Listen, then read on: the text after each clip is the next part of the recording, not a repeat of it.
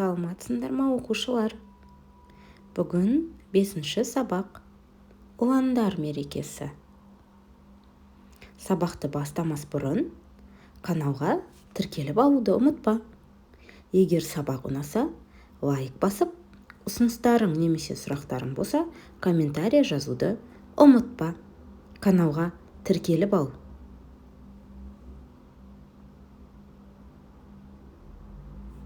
Жаңа сөздермен таныс болайық. Ознакомимся с новыми словами.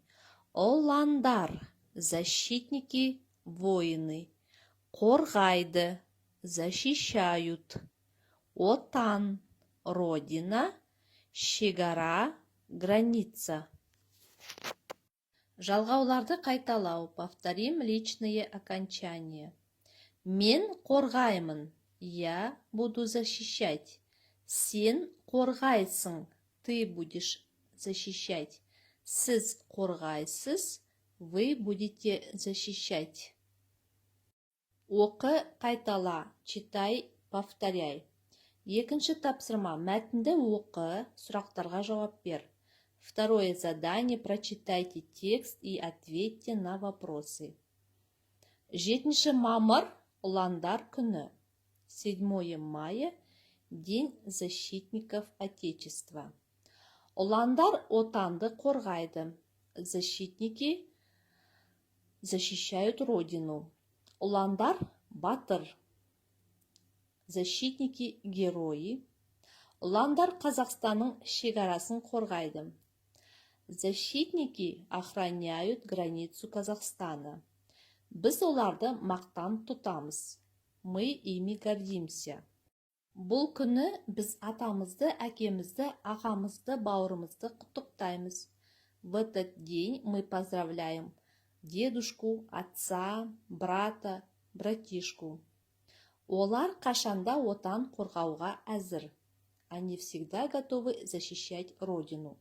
Отан қорғаушылар күні құтты болсын. С праздником, с Днем защитника Отечества. Бірінші сұрақ. Ұландар не істейді? Что делают защитники? Екінші сұрақ. Ұландар мерекесі қай күні? В какой день праздник День защитников Отечества? Үшінші тапсырма. Ұландар не істейді? Мәтіннен тауып оқы. Третье задание. Что делают защитники? Найдите в тексте и прочитайте. Жазылым, письменная работа. 4-ші тапсырма. Сұрақтардың орнына қажетті сөздерді қойып жаз. 4-е задание. У вас даны нужные слова. Эти нужные слова нужно поставить вместо вопросов. Мысалы, например, Ұландар нені қорғауға әзір? Ұландар отанды қорғауға әзір. Ұландар Қазақстанның несін қорғайды? Ұландар Қазақстанның шекарасын қорғайды. Бұл күні біз кімдерді құттықтаймыз? Бұл күні біз атамызды, әкемізді құттықтаймыз. Олар қашанда отанды не істеуге дайын? Олар қашанда отанды қорғауға дайын. 5-ші тапсырма. Көп нүктенің орнына тиісті қосымшаларды жаз. 5-е задание. Вместо многоточия нужно поставить правильное окончание. Біз оларды мақтан тұтамыз. То есть мы ими гордимся. Бұл күні атамызды, әкемізді, ағамызды, бауырымызды құттықтаймыз. В этот день мы поздравляем дедушку, отца, брата и братишку. Үлкен болғанда біз де отанды қорғаймыз. Когда мы повзрослеем, мы тоже будем защищать свою родину.